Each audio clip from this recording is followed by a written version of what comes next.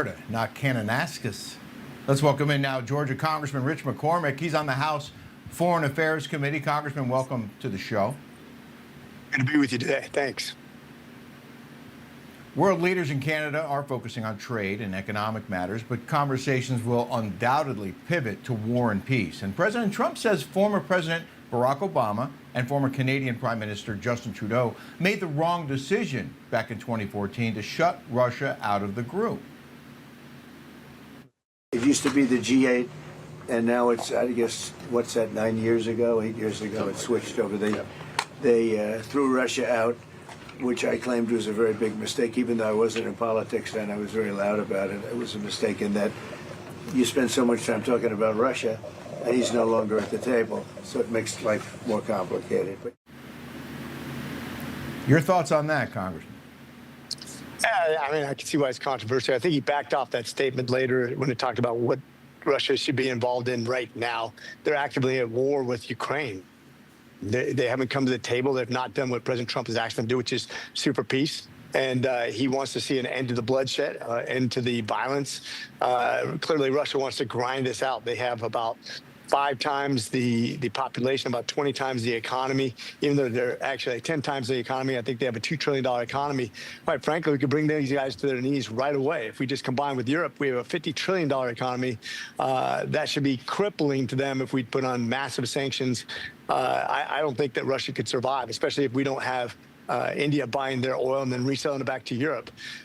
Russia would be in big trouble, and President Trump has a way to bring them to the table. As far as them being in the G8, Selman, instead of the G7, I think that's entirely up to them. But they can't be a nation at war invading Europe and then still be invited to the table as an economic peer.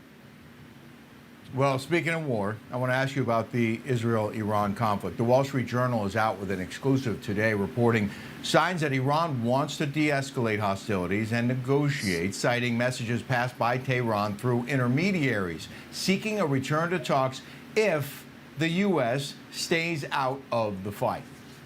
Not sure that they would do that, but Congressman, your thoughts on that? Oh, first of all, that's really big talk from a country that literally has called us the Great Satan. I mean, when you talk about how they've said that they're going to develop nuclear arms and wipe Israel off the face of the earth, probably in hindsight, not a good thing to say, to announce to the world. I think President Trump could probably say, do you hear me now? Because when you do things like that and then you take the repercussions for that, no wonder they're suing for peace. They're getting their butts handed to them, rightfully so. They're a dangerous rogue nation because of the theocracy they have. The Tehran regime has been nothing but sponsors of terrorists around the world, not just Hezbollah, not just Hamas, not just the Houthis, but also terrorism in Afghanistan, in Iraq, and all around the world. They supply our enemies with weapons. Americans have died as a result.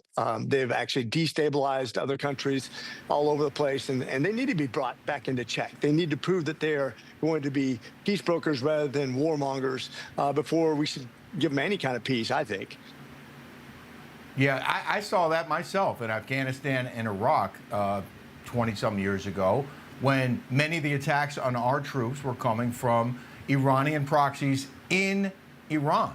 In Iraq, and a lot of people may not have realized that, but the Iranians had their fighters attacking U.S. soldiers, U.S. Marines in Iraq, and it was horrifying to see. And now they're sponsoring terror, Iran is, all around Israel. So anyone who says, oh, Israel may have jumped the gun here, why would they preemptively strike? I think you and I might agree on this one, that they were days away, according to Israel, from being potentially hit with a nuclear weapon. We knew that they were enriching uranium, not for energy. When you have 60% enriched uranium, it's for one reason only. That's to deploy nuclear weapons. When you say that you developed that, when we know for a fact they developed enough nuclear material for at least 1 missile, if not 2 ICBMs, and you've literally openly stated you're going to wipe Israel off the face of the earth, they had no alternative other than to attack what they saw as a preeminent developing superpower that's going to do violence upon an entire nation. That leaves them with no options. And really, Iran brought this on themselves. And by the way, don't trust them. In any negotiations, don't only not trust, but definitely verify, because these guys have cheated their way through their entire nuclear arms program. Remember when Obama gave them pallets of money so they wouldn't develop their nuclear arms? And look where we're at today. It doesn't work. Well, yeah, and their timing is suspect now that they're back on their heels. All of a sudden, they're ready to sit down and negotiate. Over the weekend, Congressman, we saw millions of protesters take to the streets of America in what they called a No Kings protest, jabbing at President Trump. But in city after city, many of these demonstrations predictably spiraled into violence, riots breaking out in Democrat-run cities, including Portland, Philadelphia, Seattle, and, of course, Los Angeles, where a curfew is still in effect after more than a week of riots there. Your thoughts? Yeah, it's a protest because they didn't get their way. Ironically, they had no problem with the overreach of power when Biden was president and doing the things they wanted, and literally taking our ability to keep our businesses open, or to travel, or go to school, or to do whatever we wanted with our family, to even meet for church. All that was taken away, and they had no problem with overreach of government at that point because they were getting their way. This is hypocrisy at the nth degree. It needs to be called what it is. This is them just not liking an election result.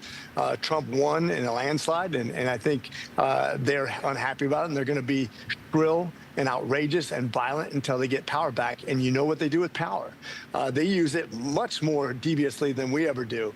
And they want to do everything from pack the courts to take away our rights. Once again, the hypocrisy couldn't be more evident. Georgia Congressman Rich McCormick, will leave it there. Thanks so much for joining the show. Always a pleasure. Simplify.